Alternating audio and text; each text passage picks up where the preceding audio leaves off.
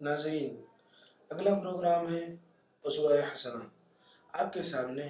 نبی کریم صلی اللہ علیہ وسلم کی مبارک زندگی کو پیش کریں گے۔ بسم اللہ الرحمن الرحیم، الحمد للہ رب العالمین، والصلاة والسلام علی سید الانبیاء والمرسلین وعلی آلہ وصحبہ اجمعین، اما بعد فاعوذ باللہ من الشیطان الرجیم، بسم اللہ الرحمن الرحیم۔ يسألونك عن الشهر الحرام قتال فيه قل قتال فيه كبير وصد عن سبيل الله وكفر به والمسجد الحرام وإخراج أهله منه أكبر عند الله والفتنة أكبر من القتل ولا يزالون يقاتلونكم حتى يردوكم عن دينكم إن استطاعوا ومن يرتد منكم عن دينه فيمت وهو كافر فأولئك حبطت أعمالهم في الدنيا والآخرة وأولئك أصحاب النار هم فيها خالدون إن الذين آمنوا والذين هاجروا وجاهدوا في سبيل الله أولئك يرجون رحمة الله والله غفور رحيم۔ صدق اللہ العظیم۔ محترم ناظرین، اسوہ حسنہ میں ہم آپ کی خدمت میں پروگرام پیش کر رہے ہیں غزوات اور سرایا۔ غزوات کی جو تعریف سیرت نگاروں نے کی ہے، غزوہ اسے کہا جاتا ہے جس میں نبی پاک صلی اللہ علیہ وسلم بنفس نفیس شریک ہوئے ہوں، اور سرایا ان فوجی دستوں کو کہا جاتا ہے جس میں نبی پاک صلی اللہ علیہ وسلم شریک نہ ہوئے ہوں، بلکہ آپ نے مجاہدین کے لشکر کو روانہ فرمایا۔ انہیں سرایا اور سریہ اور بعث کہا جاتا ہے۔ سریے کی جمع سرایا اور بعث کی جمع بعوث آتی ہے، جس کے معنی فوجی دستے کے ہیں، مجاہدین کے لشکر کے ہیں۔ تو نبی پاک صلی اللہ علیہ وسلم نے جو مختلف سرایا روانہ کیے، ان میں سے ایک مشہور سریہ عبداللہ ابن جحش رضی اللہ عنہ ہے۔ نبی پاک صلی اللہ علیہ وسلم غزوہ صفوان سے واپسی کے بعد یا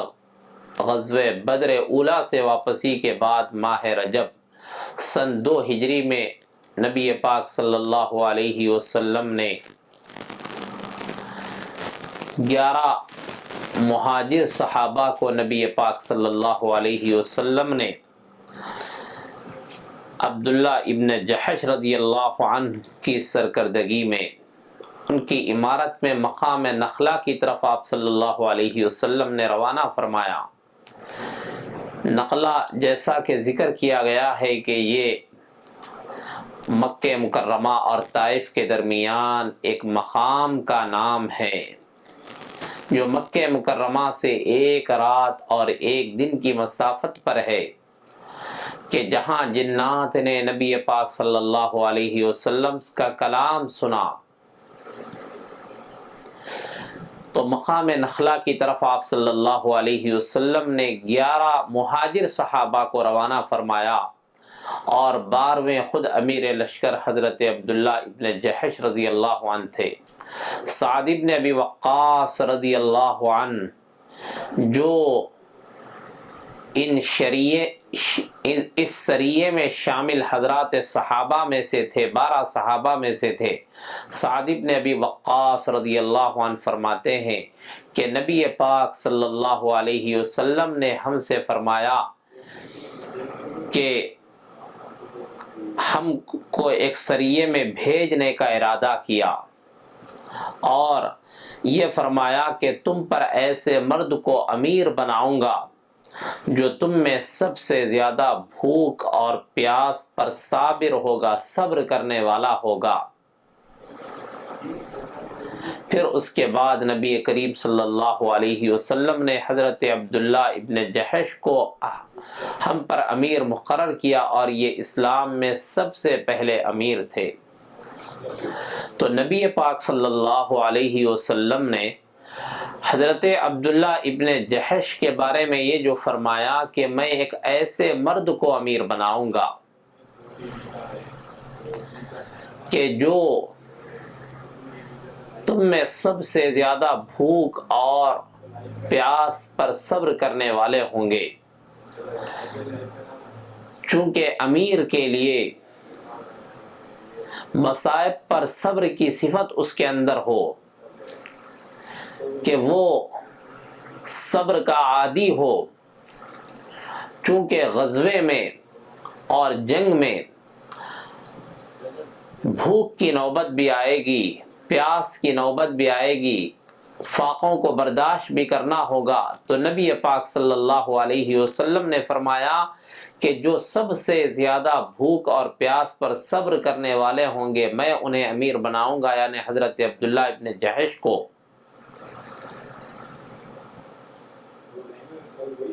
تو اس سے یہ بات معلوم ہوتی ہے کہ آدمی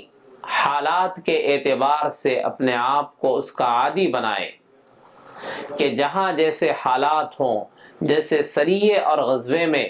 بھوک اور پیاس پر صبر کی شدید ضرورت ہوتی ہے، اور حضرت عبداللہ ابن جحش رضی اللہ عنہ میں یہ صفت صبر، بھوک اور پیاس پر صبر کرنے والی صفت ان کے اندر بہت زیادہ تھی، تو نبی پاک صلی اللہ علیہ وسلم نے انہیں اس سریے کا امیر مقرر فرمایا۔ اور معجم طبرانی میں صحیح سند کے ساتھ حضرت جندب ابن عبداللہ بجلی رضی اللہ عنہ سے روایت منقول ہے کہ رسول اللہ صلی اللہ علیہ وسلم نے عبداللہ ابن جحش رضی اللہ عنہ کو روانہ فرمایا، تو ایک خط لکھ کر آپ صلی اللہ علیہ وسلم نے دیا، اور پھر یہ فرمایا کہ جب تک 2 روز کی مسافت طے نہ کر لو اس وقت تک میرے خط کو کھول کر نہ دیکھنا، اور جب 2 روز کی مسافت طے کر چکو تو اس کے بعد اس خط کو دیکھنا اور اس میں جو لکھا ہوا ہو اس پر عمل کرنا، اور اپنے ساتھیوں میں سے کسی کو مجبور نہ کرنا۔ یہ نبی رحمت صلی اللہ علیہ وسلم کی ایسی ہدایات تھیں کہ جس میں بہت زیادہ سبق آموز پہلو ہیں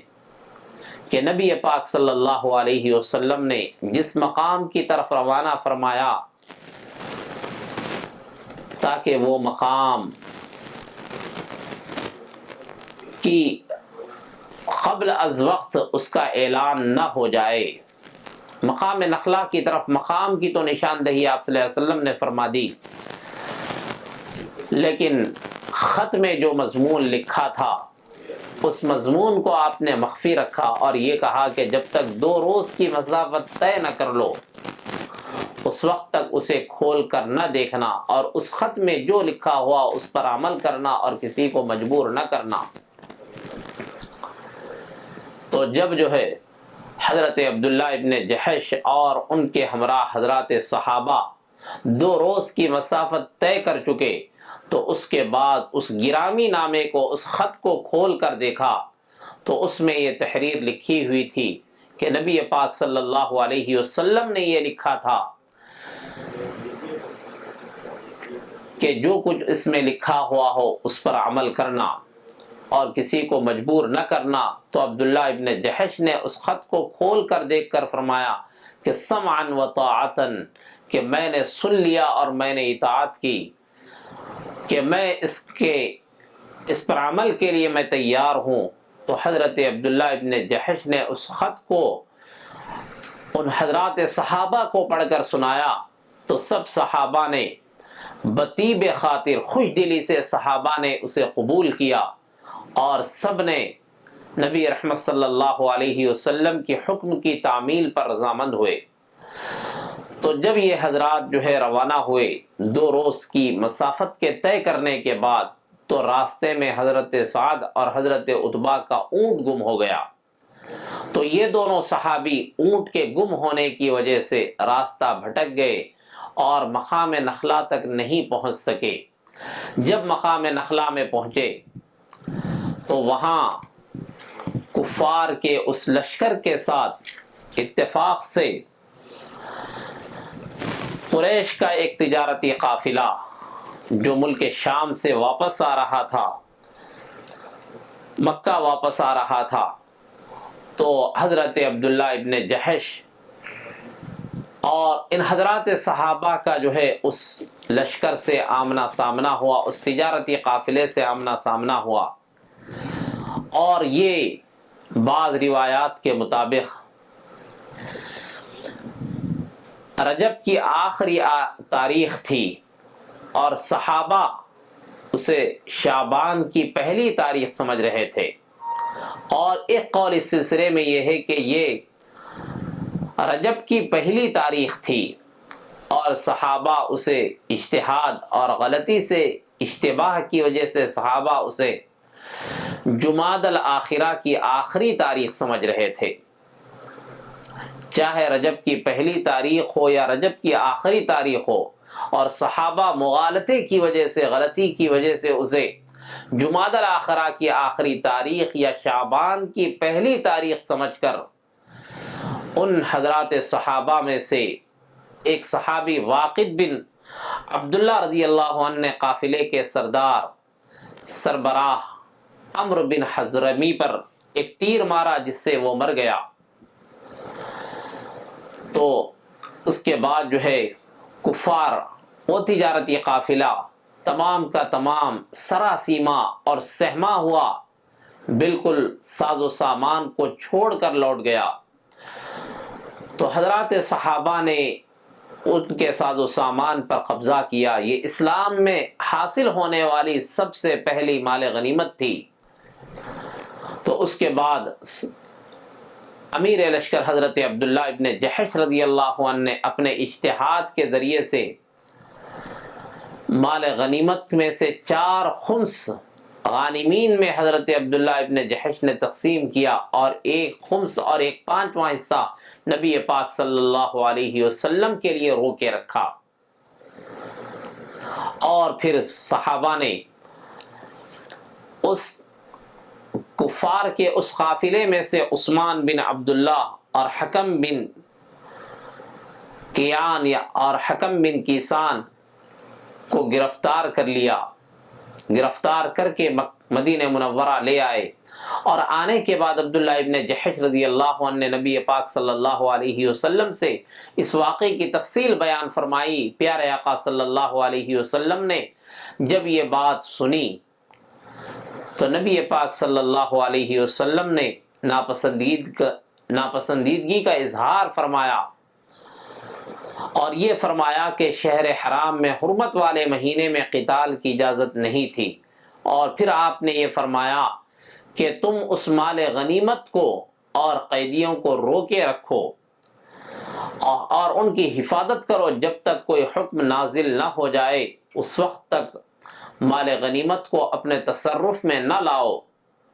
اس کے بعد سورہ بقرہ کی آیتیں نازل ہوئیں کہ یسألونک عن الشہر الحرام قتال فیہ، چونکہ اس واقعے کے پیش آنے کے بعد کفار مکہ اور یہود حضرات صحابہ پر طعن و تشنیع کرنے لگے کہ ایک طرف تو حرمت والے مہینوں کے احترام کا دعویٰ کرتے ہیں، اور دوسری طرف حرمت والے مہینے کے تقدس اور احترام کو مسلمان خود پامال کر رہے ہیں کہ حرمت والے مہینوں میں قتل و قتال جائز نہیں ہے، لیکن اس کے باوجود مسلمان حرمت والے مہینوں میں قتال کر رہے ہیں، اور ابن حضرمی کو قتل کر دیا ہے۔ قریش مکہ اور یہود کے طعن و تشنیع پر یہ آیت کریمہ نازل ہوئی، یسألونک عن الشہر الحرام قتال فیہ، کہ لوگ آپ سے حرمت والے مہینوں میں جنگ کے بارے میں پوچھتے ہیں۔ قل قتال فیہ کبیر، آپ کہہ دیجئے قتال فیہ کبیر، کہ اس میں قصداً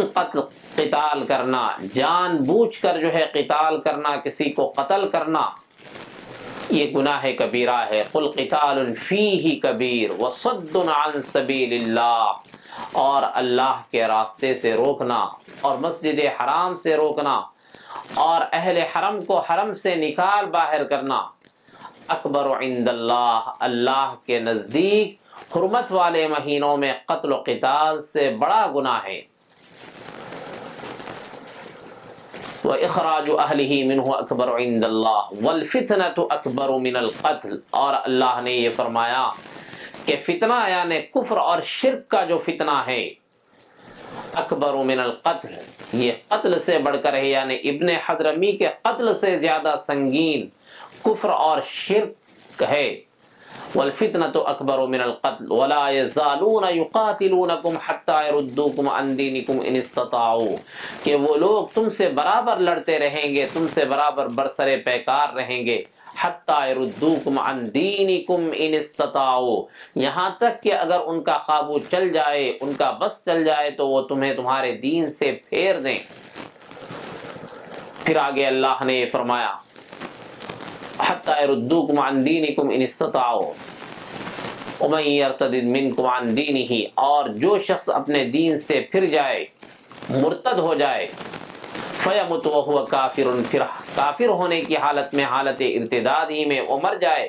فاولئک حبطت اعمالهم فی الدنیا والآخرہ، یہ وہ لوگ ہیں کہ دنیا اور آخرت میں ان کے اعمال ضائع ہوں گے، واولئک اصحاب النار، اور وہ اہل جہنم ہیں، ہم فیہا خالدون، کہ وہ اس میں ہمیشہ ہمیش رہیں گے۔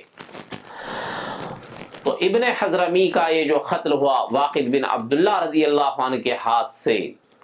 یہ قتل یہ اشتباہ کی وجہ سے تھا، التباس کی وجہ سے تھا، نادانستہ طور پر تھا، جان بوجھ کر صحابہ نے ابن حضرمی کو قتل نہیں کیا،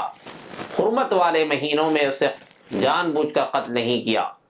چونکہ حضرت واقد بن عبداللہ یا دیگر حضرات صحابہ یہ سمجھ رہے تھے کہ یہ شعبان کی پہلی تاریخ ہے، حالانکہ وہ رجب کی 30 تاریخ تھی، تو یہ اشتباہ اور التباس اور نادانستہ طور پر ابن حضرمی کا قتل ہوا۔ تو محترم ناظرین، حرمت والے مہینوں کا جو مسئلہ ہے کہ حرمت والے مہینے کتنے ہیں؟ حرمت والے مہینے 4 ہیں کہ جن میں قتل و قتال، جنگ وغیرہ ممنوع اور حرام تھی۔ قرآن مجید میں اللہ تبارک و تعالیٰ نے سورہ برات میں فرمایا ان عدت الشہور عند اللہ 12 شہرا فی کتاب اللہ یوم خلق السماوات والارض منها 4 حرم ذالک الدین القیم فلا تظلموا فیہن انفسکم، بلا شبہ مہینوں کی تعداد اللہ کے نزدیک 12 ہے۔ یوم خلق السماوات والارض، آسمانوں اور زمین کی تخلیق ہی سے، یعنی ابتدائے آفرینش ہی سے مہینوں کی تعداد 12 رہی ہے۔ منہا 4 حرم، ان میں سے 4 مہینے قابل احترام ہیں، حرمت والے ہیں۔ ذالک الدین القیم، یہ سیدھا دین ہے۔ فلا تظلموا فیہن انفسکم، پھر اللہ نے یہ فرمایا کہ ان حرمت والے مہینوں میں اپنی جانوں پر ظلم نہ کرو، یعنی ان حرمت والے مہینوں کے تقدس اور احترام کو ختم نہ کرو، پامال نہ کرو۔ تو محترم ناظرین، جو حرمت والے مہینے ہیں وہ کون کون سے ہیں؟ نبی پاک صلی اللہ علیہ وسلم نے حجۃ الوداع کے تاریخی خطبے میں فرمایا 3 متوالیات ورجب مضر، 3 مہینے تو جو ہے لگاتار ہیں، ذی قعدہ، ذی الحج، محرم، اور 4تھا مہینہ رجب کا مہینہ ہے۔ ان 4 مہینوں کو اللہ تعالیٰ نے قابل احترام بنایا۔ حضرت ابراہیم علیہ السلام کے زمانے ہی سے ان مہینوں میں قتل و قتال ممنوع تھا، حرام تھا، اور اب ان مہینوں میں قتل و قتال، جنگ وغیرہ کی ممانعت باقی ہے یا نہیں، یا اب بھی جو ہے ان مہینوں میں قتال کرنا حرام اور ممنوع ہے؟ تو اس بارے میں مشہور مفسر حضرت عطا ابن رباح رضی اللہ عنہ یہ فرماتے ہیں کہ ان حرمت والے مہینوں میں، ان 4 مہینوں میں قتل و قتال اب بھی ناجائز، ممنوع اور حرام ہیں۔ اسی طرح ایک اور جماعت کا قول بھی یہی ہے کہ ان حرمت والے مہینوں کی حرمت منسوخ نہیں ہوئی، ان مہینوں میں اب بھی قتال ممنوع ہے۔ لیکن جمہور فقہا اور ابو بکر قاضی ابو بکر جساس راضی رحمۃ اللہ علیہ فرماتے ہیں کہ ان حرمت والے مہینوں کی حرمت کا حکم اور حرمت کا مسئلہ اب باقی نہیں ہے، یہ حرمت منسوخ ہو چکی ہے۔ اب ان مہینوں میں قتل و قتال میں کوئی ممانعت نہیں ہے، جنگ کرنا حرام نہیں ہے۔ تو الغرض حضرت عطا ابن ابی رباح یا ایک جماعت کا قول تو یہی ہے کہ ان حرمت والے مہینوں میں قتل و قتال حرام ہے، اور جمہور فقہا کی ایک بڑی تعداد، ایک بڑی جماعت کا کہنا یہ ہے کہ ان مہینوں میں قتل و قتال اب جائز ہے۔ تو خلاصہ کلام یہ ہے کہ حرمت والے مہینوں میں ابتداءً قتال جائز نہیں ہے، ابتداءً قتال کرنا بہتر نہیں ہے کہ کفار سے جنگ میں پہل کی جائے، آگے بڑھ کر جو ہے ان پر وار کیا جائے، یہ حرمت والے مہینوں میں جائز نہیں ہے۔ لیکن دفاعاً حرمت والے مہینوں میں قتال کرنا جائز ہے، کہ اگر کفار کی جانب سے پہل ہو اور مسلمان اپنے دفاع میں قتال کر رہے ہوں، لڑ رہے ہوں، تو یہ تو جائز ہے۔ کیونکہ ابو بکر جساس راضی رحمۃ اللہ علیہ نے حضرت جابر بن عبداللہ رضی اللہ عنہ کی روایت نقل کی ہے کہ حضرت جابر بن عبداللہ رضی اللہ عنہ فرماتے ہیں کہ رسول اللہ صلی اللہ علیہ وسلم نے کسی حرمت والے مہینے میں کفار سے قتال میں پہل نہیں کی، کسی بھی حرمت والے مہینے میں کفار سے قتال میں آپ صلی اللہ علیہ وسلم نے پہل نہیں کی۔ تو حرمت والے مہینوں میں کہ حرمت کا اور احترام کا تقاضا یہ ہے کہ اب بھی ان مہینوں کے احترام کو ملحوظ رکھا جائے، ان مہینوں کی عظمت کو اپنے دلوں میں بٹھائیں اور ان میں قتل و قتال میں پہل نہ کریں۔ تو الغرض عبداللہ ابن جحش رضی اللہ عنہ کے ہمراہ یہ جو 12 صحابہ پر مشتمل یہ جو سریہ تھا، کہ جن میں سے 2 صحابہ سعد اور حضرت عتبہ رضی اللہ عنہ اونٹ کے گم ہونے کی وجہ سے راستہ بہک گئے اور مقام نخلا تک نہیں پہنچ پائے، تو بقیہ 10 صحابہ جو ہے یہ قریش کے اس قافلے سے انہوں نے تعاقب کیا اور اس سے ان کا آمنا سامنا ہوا، ان کی مد بھیڑ ہوئی۔ تو اس کے بعد حضرات صحابہ کو یہ خیال ہوا جیسے حضرت عبداللہ ابن جحش رضی اللہ عنہ کو کہ اللہ تعالیٰ نے بلا قصد قتال کی اللہ نے مذمت نہیں کی، اسے برا نہیں کہا، کیونکہ ابن حضرمی کا یہ جو قتل ہوا تھا یہ بلا قصد اور نادانستہ طور پر تھا، تو اللہ تعالیٰ نے یہ فرمایا کہ نادانستہ طور پر ہونے کی وجہ سے یہ قابل مذمت نہیں ہے۔ تو لیکن اس کے باوجود حضرات صحابہ کو اس بات پر رنجیدہ تھے اور اس بات کا افسوس تھا کہ کہیں اس جہاد پر انہیں ثواب ملے گا یا نہیں، وہ ثواب سے محروم نہ ہو جائیں، کہ چونکہ جو ہے ابن حضرمی کو انہوں نے حرمت والے مہینے میں قتل کر دیا اجتہادی غلطی کی وجہ سے، تو انہیں ثواب ملے گا یا نہیں۔ تو اللہ تعالیٰ نے حضرات صحابہ کے اس خیال کو اور اس کیفیت کو دور کرنے کے لیے اگلی آیت اللہ نے نازل فرمائی، ان الذین آمنوا والذین ہاجروا وجاہدوا فی سبیل اللہ اولئک یرجون رحمت اللہ واللہ غفور رحیم، کہ اللہ تعالیٰ نے ثواب کا جو وعدہ فرمایا ہے یہ اخلاص نیت پر۔ اس آیت کریمہ سے جو بات معلوم ہوتی ہے، چونکہ وہ حضرات صحابہ، وہ سریے کے افراد، سریہ عبداللہ ابن جحش کے صحابہ جو ہے اپنی نیتوں میں مخلص تھے، اخلاص کی وجہ سے اللہ تعالیٰ نے انہیں ثواب سے محروم نہیں فرمایا۔ اخلاص اتنی بڑی صفت ہے، اتنی بڑی دولت ہے کہ اخلاص کی وجہ سے اللہ تعالیٰ بھرپور ثواب عطا فرماتے ہیں۔ اللہ تعالیٰ نے اس آیت میں فرمایا ان الذین آمنوا، جو لوگ ایمان لے آئے، والذین ہاجروا، اور جنہوں نے ترک وطن کیا، وجاہدوا فی سبیل اللہ، اور اللہ کی راہ میں جنہوں نے جہاد کیا، اولئک یرجون رحمت اللہ، یہ رحمت خداوندی کے امیدوار تھے۔ واللہ غفور الرحیم، تو اللہ تعالیٰ بڑے بخشنے والے مہربان ہیں۔ رحمت خداوندی کے امیدوار ہونے کی وجہ سے، اپنی نیتوں میں مخلص ہونے کی وجہ سے اللہ تعالیٰ نے انہیں ثواب سے بھی محروم نہیں کیا، بلکہ اس جہاد پر انہیں اللہ نے ثواب بھی عطا فرمایا۔ تو یہ سریہ عبداللہ ابن جحش تھا جو اللہ نبی پاک صلی اللہ علیہ وسلم نے حضرت عبداللہ ابن جحش رضی اللہ عنہ کی سرکردگی میں ان صحابہ کو روانہ فرمایا تھا۔ اللہ تعالی ہمیں ان سرایا سے حاصل ہونے والے سبق آموز پہلوؤں پر غور و فکر کرنے کی اللہ تعالی ہمیں توفیق عطا فرمائے۔ وآخر دعوانا الحمدللہ رب العالمین۔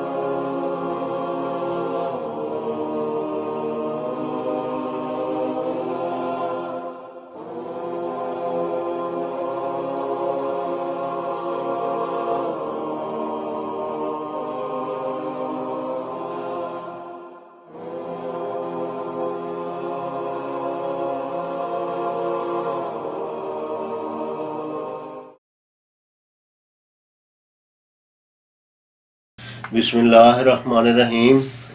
ناظرین کرام، ہم آج آپ کی خدمت میں پروگرام ہم اور ہماری صحت لے کر حاضر ہیں، اور آج ہماری اس مجلس کا موضوع ہے ہر قسم کے جوڑوں کے درد کا گھریلو مؤثر علاج۔ گھریلو علاج جس کو ہوم ریمیڈیز کہا جاتا ہے، یہ اللہ کے فضل کے ساتھ مؤثر بھی ہوتا ہے اور بے ضرر بھی، اور پھر یہ ہے کہ ہر شخص اپنے گھر پر اس کو بآسانی تیار کر کے اس سے استفادہ کر سکتا ہے۔ جوڑوں کے درد کا جو مرض ہے آج کل ہماری جدید طرز معاشرت اور جدید طرز تمدن کی وجہ سے، اور بعض ایسے جو ہم قدرت کے اصولوں کو فالو نہیں کر رہے، اس کے نتیجہ میں بڑی شدت کے ساتھ پھیل رہا ہے۔ اس سلسلہ میں ہم چند ایک گھریلو اشیاء پیش کرتے ہیں۔ اس میں تازہ ادرک، جس کو جنجر بھی کہا جاتا ہے، اور اگر سکھا لے جائے تو اس کو سونٹھ کہا جاتا ہے۔ تازہ ادرک لے کر اس کو چاپ کر لیں، کتر لیں، اور اس کو کسی کھلے منہ والے برتن میں ڈال کر اس کو ٹھنڈی جگہ پہ یا فریج میں کسی مناسب جگہ پہ سٹور کر لیں مناسب مقدار میں۔ اور اسی طرح لہسن کو بھی چاپ کر لیں، تازہ لہسن کو، اور اس کو بھی رکھ لیں، اور بقدر آدھا چمچ تا 1 چمچ ادرک اور 1/4 چمچ سے چوتھائی چمچ سے آدھے چمچ تک لہسن، ان دونوں کو ملا کے جب کھانا کھانے لگیں تو سالن میں ان کو مکس کریں، اور تازہ اور کچا استعمال کریں۔ جو اس کو پکا کے کھانا ہوتا ہے، اس سے اس کی افادیت کافی حد تک ضائع ہو جاتی ہے۔ اس کے علاوہ ایک اور نسخہ جو گھریلو طور پر آپ تیار کر سکتے ہیں، وہ مصبر، ہرڑ اور سرنجہ شیریں ہیں۔ یہ تینوں چیزیں ہم وزن لے کر ان کو گرائنڈر میں پیس لیں، لیکن جو ہرڑ کی گٹھلی ہوتی ہے وہ نکال لیں، وہ ضائع کر دیں، اور ان کا جو پاؤڈر ہے اس میں ذرا سا پانی ملا کر اس کی گولیاں چنے کے برابر بنا لیں، اور 1 تا 4 گولی اس کی مقدار خوراک ہے، سوتے وقت دودھ کے ساتھ استعمال کریں۔ اس کے ساتھ اجابت کھل کر ہوگی اور ریاحی مادہ اخراج پذیر ہوگا، اور گیس جو ہے وہ کافی اس کے ذریعہ سے خارج ہوتی ہے، اور ریاحی مادوں کے اخراج کے نتیجہ میں اللہ کے فضل کے ساتھ افاقہ ہوتا ہے۔ اگر یہ بھی نہ کر سکے تو گھر پر تیار کرنے میں کوئی دشواری ہو تو یہی چیز تیار شدہ حب سرنجہ کے نام سے کسی قابل اعتماد دوا ساز ادارے کے تیار کردہ وہ خرید لیں اور وہ استعمال کریں۔ اس کی مقدار خوراک اپنے حالات، عمر، موسم، ہر لحاظ سے اس کا جائزہ لے کر جس قدر موافق آتا ہے اس کو کمی بیش کر سکتے ہیں، اس کے مطابق اس کو استعمال کریں۔